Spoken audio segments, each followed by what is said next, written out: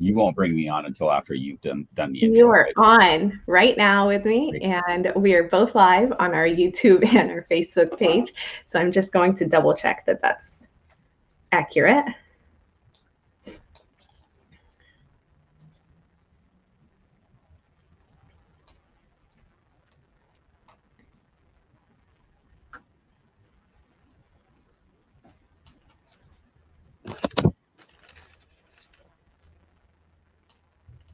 Great. I already see a few people that are on here with us. So as you're starting to hop onto the broadcast, you can always engage with us by reacting to the video. We like thumbs up. We love the emojis as long as it's not the angry one. You can also start commenting in the comment section, and we'll begin here momentarily.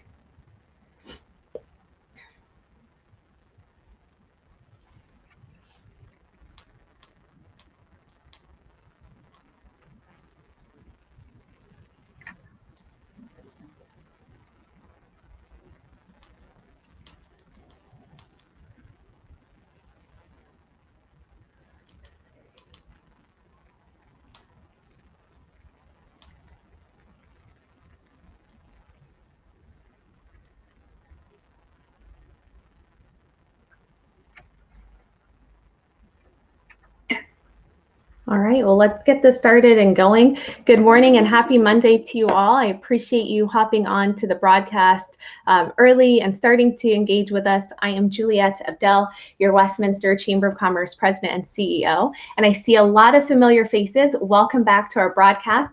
I ask that you hit the share button on this video so others in your network can see that we're live right now and can also join this conversation with us. And for those of you that are newcomers or first-time attendees to our live broadcast, we often feature either our city officials and or newer members or partners within our organization to give you updates around resources, news, and information that we feel may be relevant to you as a business owner, professional, or just a resident in our community. So we ask you to hit the like button on our video and make sure that you are also following the page so you can get alerted when we go live or post content on our platforms. Of course, we're on a variety of social media platforms, so if you're not engaged with us on other channels, you can find us on Instagram and Twitter at Westy Chamber. We're also streaming this at the very same time on our YouTube channel, Westminster Chamber of Commerce. So feel free to peruse any of those pages to get updated on a number of different resources and news that our organization puts out. Now, today's broadcast, of course, loops in our city council, our city staff and administration, and every week we feature either an elected official and or our city manager to give you an update on what's going on in City Hall, things that you should be aware of, and of course, to have this lively conversation with you. So feel free, as our interim city manager, Jody Andrews, is sharing information, to type in notes that you want us to be aware of, comments if you're agreeing, disagreeing with things, or just any questions that you might want us to touch on. I already see a number of you are on here with us, and as you engage with us, we'll be able to not only pull your comment, we'll pull your name and your photo and be able to give you a nice good morning message, as Parker has shared both to Jody and myself. I'll be able to recognize if it's our business owners like Parker and Christine already on here providing us a good morning message. Brian Dice as well, joining us this morning, our chamber chairman. Thank you for being on here with us, Brian. And then, of course, we also have Dave Carpenter. Good morning to you, Dave. We appreciate you being on here. And, of course, that message to our city manager, Andrews. I see Phil and several others of you. So if you don't like to comment, that's okay. I still see your name and can give you that shout out for spending some of your morning with us. Now, I don't want to drag this out too long. I know our interim city manager, Jody Andrews, is with us for some time this morning. And Jody, I am just very excited to have you on here. Thank you for having me. And it's great to see the warm greetings already this morning for a Monday morning. But I do appreciate the opportunity to meet with you, Juliette, and your membership and have this time together this morning. So thank you for including me and inviting me, and I'm happy to be here. Of course. Well, and we've had you on here before very briefly. It was several weeks back. Now, a lot of things have transpired between then and now, between elections to water discussion to even just a regular minutiae details that you're taking care of in our city and making us run full steam. So what are some things that you want to highlight with us today? Well, thank you for that question. It's a very good question. You know, we are really busy. We have a new mayor and city council, of course, as everybody knows, and this is a time of transition for us. This is a very active city council, very energetic. We have a lot of things that we're moving forward. And tonight and tomorrow night, for example, we're in the midst of a very important land use hearing for the city. Our city council, I would note this actually, our regularly scheduled city council meeting that would be tonight has moved to tomorrow night to make room for the public hearing tonight. So anybody in your audience that is looking to participate in our city council meeting, that's actually tomorrow night, and it is a full agenda, and you'll see the kinds of things that we are moving on as we move through the end of this year and into next year. I would note for anybody also planning on ongoing participation in our council meetings, we do not have a meeting next week. That is a break for us, and then we'll come back in on January 3rd with a study session. So the pace is moving pretty quickly at the city. We're accomplishing a lot of things, and I could add a couple comments on that if you'd like, Juliet, in terms of the things that we're working on. Absolutely. And I'm doing my best to try and capture a lot of what you're sharing into the comment section. So you just keep on sharing the information and I will do my part. Okay, great. Thank you. You know, one of the first things that we did, and this was a suggestion from Mayor McNally very early on, was to have a roundtable, a public meeting roundtable in the city council chambers, and that's where each of the council members shared what they'd heard during the time leading up to the election, and whether they were involved in the election directly or not. They all heard a lot of things, and they brought that to the table for us in the middle of November, and there were some very strong themes that came out of that, and that pretty much informs our work plan with City Council. The top one on that theme list is water in Westminster. I can talk a little bit more about that shortly if you'd like, Juliet. Growth in the city and in the region, and how does that affect Westminster and our decisions. A third big topic was engagement and outreach. How are we engaging with our community? A big theme around transparency, and are we doing enough? Are we being open enough with our decision making and our information sharing? Another big theme, public safety and neighborhood support, and we'll be working on some very important initiatives in that area. And then, of course, another one which is very important for City Council is the selection of a new permanent city manager. I think most people may know that I'm interim city manager. I've been serving as deputy here for a long time. 7 years or so, and I'm agreed to be interim. But the council will want to select a new permanent city manager, and they'll begin those discussions actually tomorrow night in public meeting as they start to prepare for that selection process, which will be a national recruitment. Yeah, and those are a lot of themes, but it actually sounds harder than you would have thought, that you can come out of this with some key things that were common around all the counselors. I mean, to come out of this with those 5 different elements that you've shared shows that there is some cohesion and some movement on key priorities. And I've seen that you guys have started to move forward on those things, as you shared around the city manager discussion, even the water discussion that you all have bought in. So I don't want to go too far. There are a lot of things that you have shared our way, and I want to be sure to start picking apart some of them, and then we'll get back to the flow through, if that's okay. So you shared with us that tonight's program is going to be around the continuation of the public hearing around the land use. Then this started last week. So it started last week on Monday, it was continued into Wednesday, and then the final discussion will be held this evening in council chambers. Now, people can still stream this, they can attend in person, they can kind of hear that discussion, but they can't really take part as active participants as public comment period has closed. Is that accurate? Yeah, coming out of the second night, so the second continuance, which was last Wednesday, the public testimony part was closed, and tonight is a move into hearing.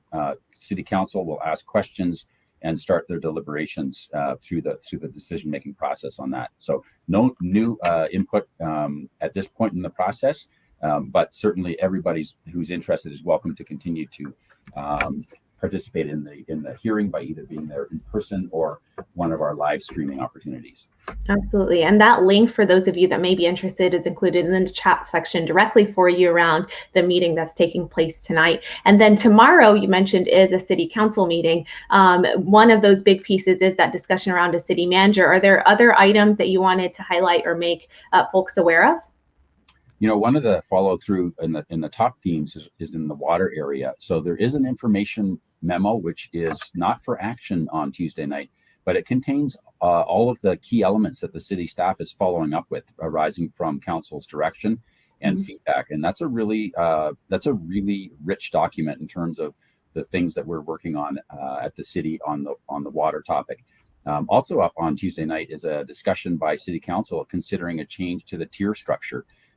There's an advanced consideration for them to look at suspending the third tier of water rates. So that will be a very interesting discussion. One of the things in the information memo that we talk about is staff is in the middle of a very deep analysis of other potential water rate adjustments, and that could potentially be discussed on Tuesday night by City Council as well. Mm-hmm. That's wonderful. And I see Tara on here. I don't want to lose sight of you, Tara. For all the information that Jody has just shared, you can actually also find it in the agenda section on the City of Westminster page. So if you are someone that's trying to frantically write down some of the items that he shared would be discussed by your City Council, that is all available for you on the website. They post that well in advance along with any attachments so that you can review that in full and bring any questions that you might have or additional thoughts to the table. So a lot around water. Water was something that I think the council prioritized as soon as they came in. And what were some things to try and information share and maybe discuss this a little bit further?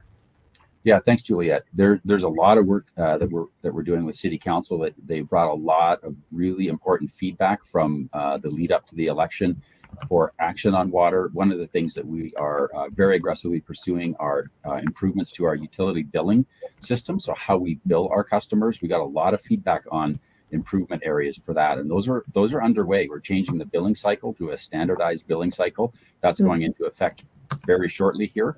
We are looking at a much more finer grained billing by gallon instead of 1,000 gallons, and that's something else people have asked for. We're extending the cutoff period for missed payments to give people more time to access our assistance programs and such. So those are some of the nuts and bolts changes on our billing side. We also issued last week. I issued stop work orders on the replacement water facility design, and so those the plant design itself and the pipeline work around that plant, we have stopped work on that, and we've taken a step back to now help City Council move through its deliberations on that whole process and project. One of the things that we'll be doing is looking deeper again at the analysis around the Semper, the current location, and the municipal service center there as to potential reevaluation of that site as an alternative to the one that has been under design for the last half a year or so. Yeah. And that's quite a bit of work in a short period of time. When you rattle all that off, I mean, that's a month. And in that month, you've taken some of that feedback that was heard at the door, some feedback I know that's been heard even at council meetings and during that public comment period, and really tried to implement that to support those residents and community members that are facing either challenges or may not be seeing the information in a timely manner. So love that there's that progression and the listening and the component of actually implementing some of that consumer feedback into everything that you're doing. Okay, so back to our earlier comments. You had shared with us there's also other thematic items that we saw around public safety. Is there anything in particular you want to highlight around that element? Yeah, thank you for that question, Juliet. We are looking at a number of things moving forward on public safety. On Tuesday night, we will be presenting an action plan for the police department. This is an internally focused action plan that we've been working up for quite some time now, at last half a year or so, in discussions and meetings with all of the personnel in the police department. And this is the result of that process, is reporting out on that with an action plan moving forward. There's a lot of changes to implement and improve the work environment in the police department, give them the tools they need to better do their work. We're looking at some significant changes to compensation and attraction for police officers. There's no question that in the nation, in Colorado, and in the region, there's been a big turnover in policing, and we are looking very aggressively at options to have our police positions filled at as fast a rate as we can. We have had turnover in our department, and that's an area of focus that you'll see on Tuesday night when we talk about the action plan. That's great. That's great to hear. And it isn't just a problem isolated to Westminster. It is something that's statewide and even nationally. I think there's a lot that's been going on when you combine law enforcement issues and COVID and the climate that we're operating in. So I know that's been a huge item that we've tried to address as our community. So this comment came to us from Parker, and it was around what we're talking about with the police department, with some of the action items that they're doing, their ability to enhance their work environment, to attract talent, and to make sure that the talent that they do have is involved, invested, and is fully able to propel themselves to the next level, if you would so choose to say. Parker is referencing that the chief had created an advisory panel. And this was something that I believe Chief Carlson had done in his tenure. So it was about a year ago when it first came up. He's asking how he can help with this. So there have been a lot of great ideas in that room or on that advisory panel, and it would be really nice to it would be great to meet with you as a panel in total. So what are some suggestions you might have for Parker? I know he's been engaged on that advisory panel, and what are some ways that they can kind of take those ideas and start putting it into action? Yeah, thanks, Julia. Thank you, Parker, for that. The interim Chief Harbert and his command staff, we've worked together on this action plan, and we all do see the advisory panel as critical moving forward. And so we will be engaging directly with you, Parker, and the panel to continue to bring in even more ideas, but also to implement the ones that we have on the table now, help us work through that. But one of the themes in that action plan is engagement and consultation and communication. And we see this panel as being critical in that as one of the ways to really keep the communication flowing in the department and with the city, and also with city council. So a lot of movement in that area, and I would see your group being very critical to that, Parker. That's awesome. Thank you so much, Parker, for being engaged and asking that question. I hope Jody has provided enough information around this to know that advisory panel is appreciated, and I know that they're going to be working with you some more. We talked a little bit about this council being very enthusiastic, and I think that it's something that also mirrors you, Jody, in your role. You're very ambitious and dedicated to the work that you do, and you bring in this new energy that's there. So around that element of outreach and really increasing communication, and what does that look like? Is it more of the let's increase the email frequency that we have, let's send out reports to our residents via snail mail? What does that look like, or is that something that's still being discussed? Thank you. There's a lot of great initiatives underway already, Juliet, and then more in the works. I think it would be very safe to say that we're completely overhauling our platforms with engagement with our community. And we're bringing back some things that we had done before that we moved away from, but we're bringing them back in a much more powerful way. Channel 8, for example, was discontinued some time ago. We're bringing Channel 8 back, but with all new content that's going to be very, very current and meaningful to people, and also streaming that Channel 8, not just through Channel 8, but different platforms so that everybody has access to it. So that's just one example. We're re-examining our mail outs. We moved away from the frequency of those, and we're going to be, based on feedback, bringing that element back to our communication, but also uplifting all of our work. So you'll see, and your members and the Westminster community at large will see a lot of change in how we're communicating and how we're opening up channels with the city, and that's been a big focus.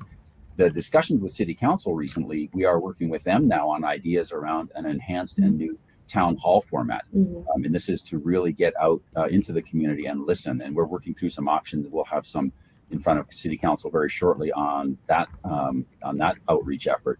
And that would be much more physical, much more out in person, coming into community locations and bringing town hall into our neighborhoods. And that's something that's very exciting. And we had done it before. COVID changed everything, and we've had a lot of actually positive outcomes from COVID. Our hybrid city council environments, live stream and in person now. So we've actually really augmented through COVID in some areas, but we've lost some of the physicality of our work within our engagement work in particular. So that's something that we're really working on hard and looking at bringing back quickly. I see Edward and Patrick. Thank you both for engaging with us.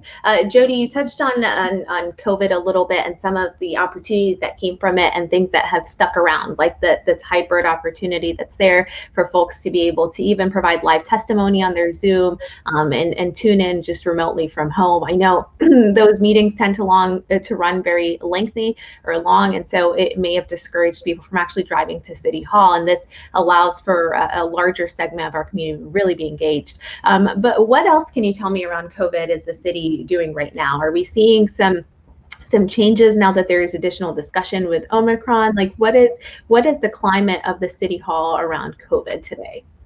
Yeah, thank you, Juliet. So one of the biggest changes for all of us in any environment, public sector, private sector in Westminster, is that our two health authorities, of course, recently brought in much more stringent mask mandates again. For inside work. So all of City Hall and facilities, for example, are masked again. And that's something that we see across the board in our community. So I know all of us together are working through that challenge. We're no strangers to it. We thought it was over. At least we were moving out of it, but we certainly got us a resurgence here heading into the holidays. So we're all very cautious of that. Like most workforces, we have seen an uptick in our own employee population with COVID cases, and we're paying very close attention to that and working very hard to minimize and mitigate those impacts. The hybrid work environment helps all of us keep working. There are a number of our employees who are still able to work productively, even though they have COVID again, or for the first time from their home office environments as best they can. So it's actually allowed us to keep working probably better and more efficiently than we did in the first peak. Because we've now got our workforce enabled to do that. The other big thing coming out of the first year and a half or more of COVID is that we do have a stronger budget this year, and that's allowing us to refill some of those key positions that we did not fill during COVID. One of our biggest budget mitigation measures was to freeze vacant positions, and we had a significant number of positions frozen that we are, and our existing teams really took on all of that work and covered for those missing people. Now we're in the process of rebuilding our teams to get the resources back. We still don't have enough employees, Juliet, to open some of our facilities full time. That we still have some big gaps in our workforce, and we're working very hard to fill those gaps. And are we finding a lot of those gaps are generally around those seasonal or temporary positions, or are they even spread out and more pervasive to those full-time permanent roles? Well, the public will see them more in our frontline positions because that's their interface with our service, but it's really across the board, Juliet. It's a very hot market in local government. So there's a lot of movement and a lot of competition for positions. One of the things that hit us hard, hit all cities hard, and that is the Great Resignation. People reevaluating their careers and their life choices, even where they live, their family member choices. And so a lot of that's impacted workforces, our own, but also where we would draw talent from, and so the market is just a lot hotter and tighter. So recruitments are taking longer, and they're it's a process. It's not happening overnight for us, but our public and our community sees it more at our frontline positions where we're not able to open up a facility because we can't get the staffing to keep the hours there in place. And do you know off the top of your head which facilities they are? Are they our more used ones, or are they some that we've been able to kind of push main amenities or main services to the other ones that you're able to staff? Or how are you trying to adapt to fill those roles that people are still needing those services? They still need access to those things, but in a different setting, perhaps.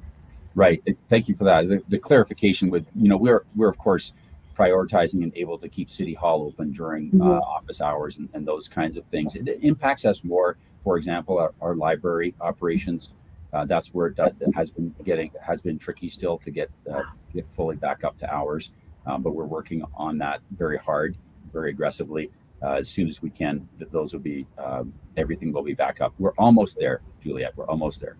Yeah. Well, there's light at the end of the tunnel, and I think along the way we've learned how to really become agile to the needs that are still being unmet, and the things that we are used to doing, and changing up how we do things even moving forward. So it's a lot to take in, a lot to take on in a year and a half, and going on 2 years of continual change that's there. Jody, one of the things that you did, though, as soon as you moved into this role, was immediately fill a couple of positions, key positions within City Hall that had been vacant for months. So do you want to touch on those two in particular and the timeline of those hires and the faces that we may be seeing?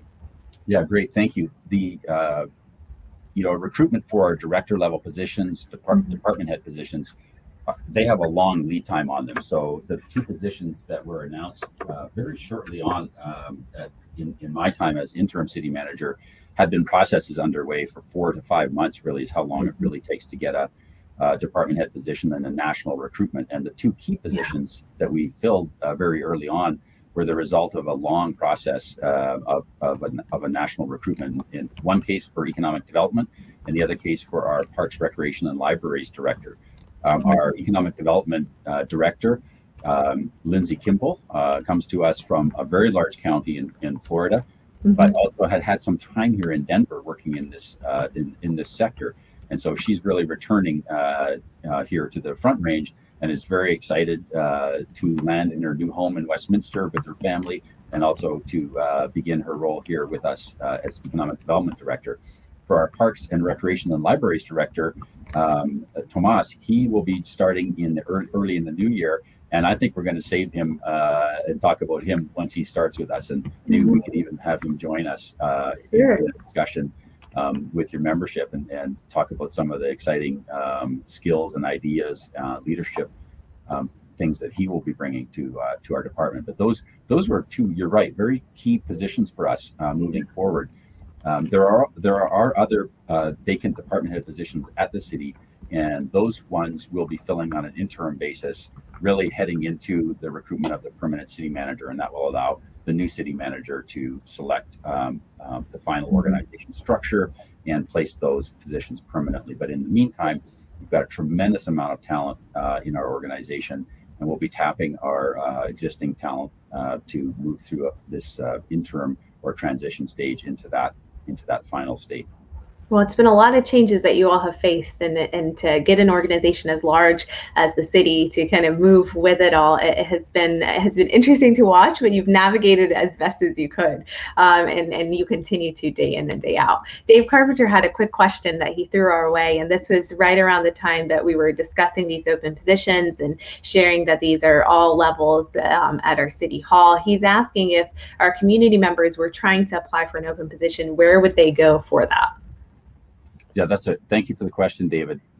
The city website has a very good and updated job posting board, and that's accessible right off the main page. And I encourage anybody that's interested in a career with the city to continually monitor that. We do have a lot of turnover, and that presents a lot of opportunities for community members to get their applications into the city for positions that might interest them or that they'd be qualified for. So I would strongly recommend monitoring our city job posting page on a continual basis, and that will keep you apprised of the current opportunities as they come up. For sure. And Dave and everyone else that may be interested, Jody is referencing this direct link for you has been dropped into the comment section. It is right off of their homepage. It takes you directly to their job posting. So if you know of anyone that is seeking work, please be sure to share this out with them or reference the webpage. And as he shared, there's a number of different positions that come open, and so it's continually updated as those positions change. So you've just shared with us a number of things around our new directors for economic development, parks and recreation. We touched a little bit about changes in staffing and the ability to hire folks right now since there's no longer that freeze. We also moved into some of the strategic items or the themes that you've been able to pull from all of the council, specifically around the need to hire a city manager, around water, discussion on public safety, and so much more. Those have all been included into the comment section. So if you are hopping on like Mary and all of you that are starting to tune in with us, we have Jody, our interim city manager, and he's giving us an update on all things City of Westminster. So if you have a thought or a question, be sure to type it into the chat section so we can address it. Jody, you also went into detail about the change in scheduling, especially around this time of the year with holidays, but more importantly, we have a public hearing around a land use change, and that's taken up a lot more than just one evening. It's moving into the third night tonight, which has pushed our city council meeting tomorrow. The details around those meetings, of course, are included in the chat section. And I think I've done my best to summarize everything quickly that we have gone over. And you've even touched on some of those key roles that you'll be likely waiting on, so the movements toward a city manager and then filling those roles. I'm assuming that's more around the police chief position or some of those, correct? Yes, certainly. Yes, department head positions. We recently also had our finance director move on to the city of Greeley. So Tammy Hitchens has moved on. Matthew Boko, our general services director, has completely relocated across the country. So he's left his position. Those are two examples. So on an interim basis, we'll be reorganizing internally to fill those positions, and then leave any permanent postings to a larger external recruitment. So those will be coming up. And so, Jody, I've been asking you a lot of questions, specifically at the start when you started sharing things. I started going in depth, and I've been peppering you back and forth. Is there anything that I've not asked you or that you haven't touched on that you wanted to share with folks before we start wrapping this broadcast up? You know, the only thing I would mention, Juliet, is we are really, this is a very invigorating time for staff, that we remain the same dedicated and committed staff that's always served the community here in Westminster. We have a new city council that's bringing a lot of energy and direction to our work. And I would just want to affirm for everybody on the webinar today that we're still here. We're still the dedicated folks that have served you in the past. And moving through this transition, we're very excited about the energy and the work that we're doing. So and we will be augmenting our team. And if you have seen service disruptions through COVID, thank you for your patience. We remain committed to getting all those service interruptions repaired and back in place as quickly as we can. I think that's an excellent note for us to round this discussion on. For those of you that are tuned in with us right now at this very moment, thank you for engaging on our broadcast. And if you're watching this, whether it's in the afternoon, evening, any other time, we appreciate you tuning in. You can always give us that hashtag replay so I know you watched this at a later point in time. If you have questions that you weren't comfortable asking publicly, whether it's something personal that you wanted to ask or specific issue that you're facing, you can always DM the page. We often have that happen as well. We hold things in confidence if it's a DM to us, but we try and get those answers taken care of for you. And of course, if you think of something later on, maybe Jody had sparked a thought and it came to you much later in the day, you can come back to us. I know he's very receptive to hearing those questions, hearing those comments, and be able to provide you with answers. Make sure that you hit the share button on this video so others in your network can see this. Know that we will be back on here again this week, and then with holidays and everything, we end up closing on Christmas Eve and New Year's Eve. All other times that we will still be open and available to serve our business community and overall community as well. So thank you guys for engaging with us on this broadcast. Thank you, Jody, for spending some of your busy day with us to provide us these updates. Very informative discussion. We've appreciated it. I know Brian Dice quickly chimed in and also said thank you for all the information, Jody. So I hope you have a beautiful rest of your day and that you're getting some rest between all your meetings. Thank you very much, Juliet. And